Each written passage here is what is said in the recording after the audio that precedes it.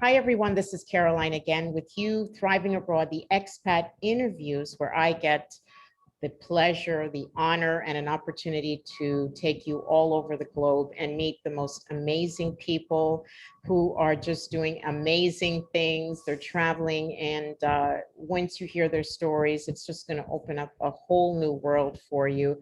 And that's my hope today when you get to hear the story of my good buddy now, Ime.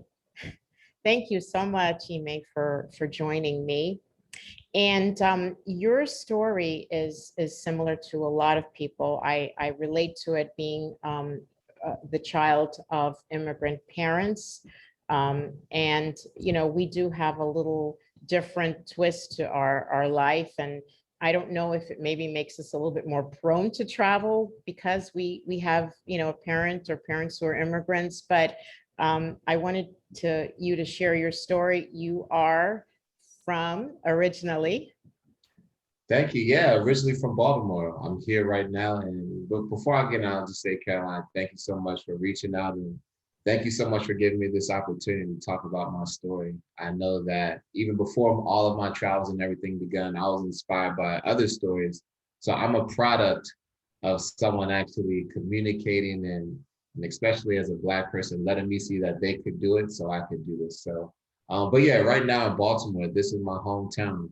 And born and raised here to a mother who was born from Baltimore and a dad who was Nigerian. So we were exposed, my brother, my sister, and I, to travel very early on. And we went to Nigeria. I went for the first time when I was about 6 years old. And we went every Christmas holiday after that. So that was really important for me, just to being exposed to knowing what travel was like, and even being in a different country and seeing how people could live in one place of the world and people could live in another. So that was certainly a big input. It does give you that travel bug, doesn't it? When you go a little, I also left, I was around 5 or 6 when my mom started, traveling with me, going to Jamaica and yeah, that's really cool. So you have siblings and you were your parents were just trudging you along and dragging you off to these beautiful places do you remember, I mean, growing up, was it to you just like, oh yeah, that's what we do? Or do you feel like it had an effect on you growing up, the travel? Absolutely, absolutely. And I won't even lie, we really, for the big trips, the international trips, we only traveled to Nigeria. If we traveled in the United States, it was probably to Florida to see my uncle or, my cousin in Virginia. But if not the East Coast and soccer tournaments, it was Nigeria. So that certainly had a big impact on me, because I would say from a kid, it really taught me that there were different people living different lives in the world. So, being grown up in the US and playing my Game Boy and, having, 24-hour light and all these things that I really took for granted. When I went to Nigeria and I went back to our village, I could see that kids even my age didn't have the things that I did, but they were still happy. And that's one of the things that, really stuck out to me as a kid, is that you don't have to have all of these things. That's not what really makes you happy. It's the time that you spend, and it's the family that you spend. So coming back to the US, even, driving around and growing up in Baltimore, I was really able to look at things from a young age and just be really appreciative, whether we had it or we didn't. It really taught me how to treat people. It taught me to be open at a very young age. And that's one of the things I'm really grateful for today. I'm a people person. I really like to know and understand people's stories too. And travel really gave me that. It really gave me that characteristic that turned into a skill that I could even use professionally. It really opened my eyes to being open and being accepting of different people.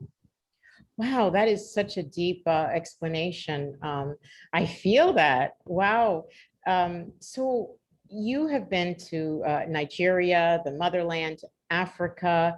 How many countries would you say that you had the pleasure of visiting? Oh my gosh. In Africa or around the world? Let's start with Africa. Okay. Oh, Africa, you know what? I'm not a country counter. I probably should start counting, but it would have to be somewhere between 10 and 15. So I've Okay. covered a lot of the southern region in Africa, a little bit of Eastern. I want to explore that, but Western Africa, that's my home in Nigeria. So I've had a really good time traveling that. And then of course, Egypt and Morocco on the north. So I would say about 10 to 15 in Africa alone. Wow. And then, okay, outside of Africa, where have you been? Outside of Africa, of course, Canada. Been to Mexico, a lot of Southeast Asia. So Bali, Thailand, Vietnam, even stopped in Hong Kong, Japan. I really took it in 2019. That was a lot of Southeast Asia for me. So it was really important for me to get to that region because I've always been inspired by the waterfalls and the island and the beaches. But of course, there's no place like home in Africa. Of course, yeah. What was it like, or what is it like living in Nigeria? What can you tell us about life there? You know, when I think about Nigeria, I really think about the culture. You know, for me, growing up here, it's, you know, even the way, even the food, you know, the culture, the people, the music. And when I'm there, when I step foot off that plane and I know that I'm in the motherland, it's just a feeling that I can't describe. You know, it's a difference even walking around here in Baltimore as a Black man, but walking at home in Nigeria, there's a sense of freedom, there's a sense of acceptance, there's a feeling of belongingness. And for me specifically, I know that, and I have the privilege of saying this, but you know, I know where my family comes from. I know I can go to the village and I know where it begins. So every time that I go back, it's just a feeling of home and acceptance that I really haven't found that anywhere else in the world. I'm challenging myself to find that, but there's no place like home in Nigeria. Besides Nigeria, are there any other countries there that you really felt super comfy in? You know, I would have to say Nusa Penida and Bali. And I know nowadays Bali is sort of looked at as like a lot of tourists going in, crowding things up. I will say there were some parts of Bali when I went in 2019 that I just felt like I was kind of still in San Francisco. But I did have a chance to find a small island named Nusa Penida. And Caroline, you know, when I think about Nusa Penida and Bali, I think about the sunrises and just how peaceful it was. It's an island about 30 minutes off the mainland. It's about a 30-minute fast boat ride, but I just remember when I got there, you know, really thinking to myself, this is why I left work. Like, this is what I always imagined in terms of living life on my own terms and waking up and seeing the beach, smelling that ocean air. That's something that is truly hard to forget. So Nusa Penida and Bali would definitely be that place for me. That's your spot, huh? That's my spot. If there's another pandemic, you could probably find me there hiding. That's where you'll be. How have you managed to get to some of these places? And let me rephrase that.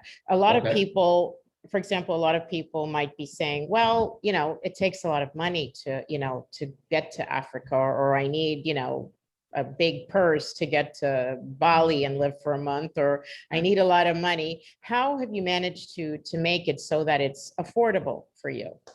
Yeah, so, you know, I would say there was two chapters of my solo travel that began in 2018. So the first half of that, I was traveling out of my own pocket. So I've always been a good saver, you know, right out of school, investing early on and making sure that I had a cushion no matter what. And I was able to work as a professional in IT for about 9 years. So at the time that I hit 30, you know, and I knew that I wanted to get away, but I really had to take a step back and look at my finances. And I knew that I could, you know, travel for at least a year, you know, not doing anything crazy, but, you know, I utilized hostels, Airbnbs when I did, you know, one-way tickets, Skip Lag. There were some really good sites out there. The second half has really been a blessing. And that's actually how I found my company, because when I was traveling, I was creating content and I was sharing it. I had a drone and I had a little pocket camera, and I would create these stories and I would share it. And eventually, Caroline, I got calls, people asking me to come and create for them. So the whole next chapter of my travels, a lot of my travels through Southeast Asia and Africa, I was actually able to use my camera as a plane ticket. So that's just a long way of saying that people paid me. They would pay for my flights, my lodging, my accommodations, my food, so I can go there and create content for them. No kidding. I mean, were Yeah. these individuals or were they businesses? Sometimes it was individuals like influencers that needed content. Sometimes it was travel group companies. And, fortunately for me, I was everywhere that I went, I always network, especially with Black people. We don't see a lot of us traveling, but I would go and connect and reach out, and people would put me in touch with other people who needed my services. So it's really been a blessing. I've literally been able to look at my camera and turn it into a plane ticket to travel the world for really, really cheap. Now, once I get to a country and I shoot, I usually spend about 2 to 3 weeks there, just exploring on my own, maybe editing. But to get there, the flights, that was completely paid for as part of my contract as a content creator. So it's definitely been a great business expense. Wow.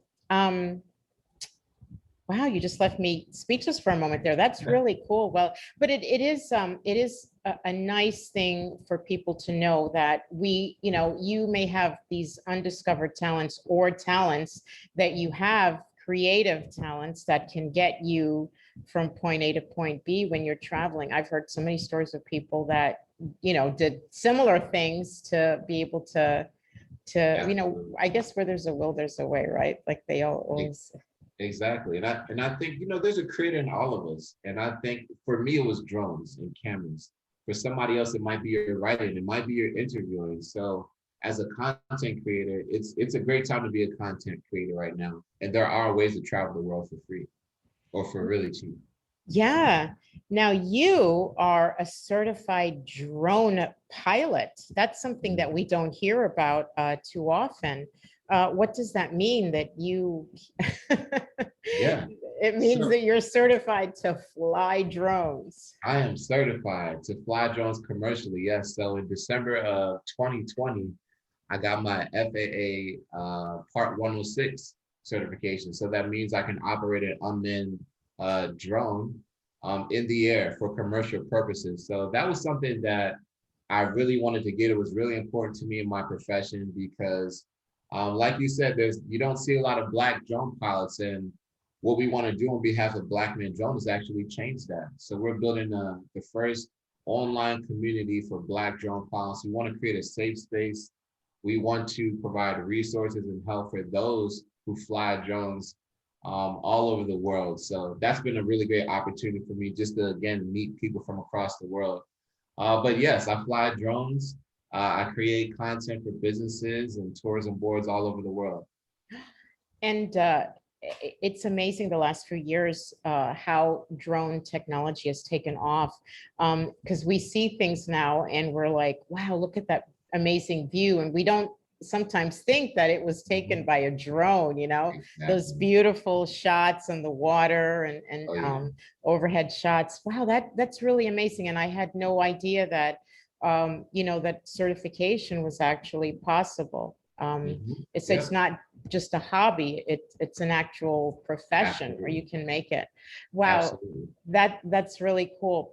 What advice would you give, Ime, for someone who is sitting on the fence trying to figure out their life? There's a lot of things going on in our world today, and there are people that want to change. They may not be trying to run away from anything, but they want to live a different lifestyle. They want to experience something new, something different. What advice would you give them if they wanted to decide on living abroad? Yeah, I think it's wonderful. It's a wonderful concept to live abroad. So the fact that someone is even thinking about it means that you can do it, right? It's possible. What I did and what really helped me, Carolina, what I would say to anybody else is think about the things that you love to do that just come naturally.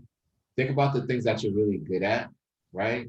And think about the things that you think that the world needs more of. And I was able to take those three things. I love talking to people. I love technology. I love project management. And I think that people all over the world need to hear more about stories of the African diaspora. They need to hear our stories. So I created all of that, and I created a business to do all of that, and allow me to travel.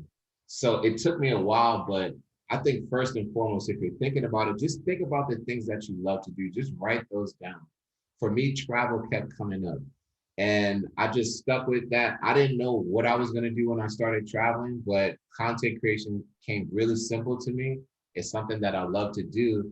So I really ran straight forward with that passion, and I was able to create a career for myself that was able to sustain me. So the second thing I would say is, analysis paralysis will stop you from the greatest things in life. So there's going to come a point where that, the money you have the money in the bank to be able to get that plane ticket or that hotel. The only thing that's stopping you is you. And I can only speak for myself. Every time that I've taken that risk or I've pushed that button, I thank myself on the other side. So analysis paralysis is real, but you're going to have to get to a certain point in life where you're going to have to take that step and just push past into the unknown. And being uncomfortable, if you're uncomfortable, you're probably heading in the right direction. So that's the advice I would give. There's all, we're it's okay to be risk averse. We certainly want you to think about, what you're doing and the effects, but don't let the overthinking stop you from actually moving forward. I like that. That's great advice. Just close your eyes and hit the send button, right? There you go. Push the button. There you go. Push that button. How can we connect with you, Ime? Yeah, well, I would say the best way to really connect with me is to send me a DM. Send me an email. I know there's Facebook and there's Instagram and all these things, but in terms of being a better creator and being able to better to serve this community, I'm really interested in making that one-on-one connection so I can know what I can provide so that I can help people. So I would say send me an email if you can. My link in bio is in my Instagram. That's at Ime Umoh, Ime_Umoh. But please send me a DM, reach out to me an email. I would love just to connect with the community, see how I can help. And we'll also have a link here below to connect with you. Any tip, well, I don't want to say tips, hints on your next stop? Where's your next stop? Where are you headed to next? Oh my gosh. Well, the next trip for sure is going to be in Egypt. I'm going back to Egypt in August. I was there in January and I had just an incredible time. It was a very, very emotional to see the pyramids. So that is for sure, you'll see that. But in terms of the content that I release, I will be dropping some more content from South Africa and Nigeria in the next couple of weeks. But you'll see some fresh content, hopefully towards the beginning of the summer. I am so excited to have the opportunity to talk with you. Thank you so much for sharing your story. And we're going to be looking forward to some amazing content from you now and in the future. Lots of blessings to you as you travel and do your thing and find your spot. Thank you so much, Caroline. It's the pleasure is all mine. And thank you so much for having me and letting me share my story.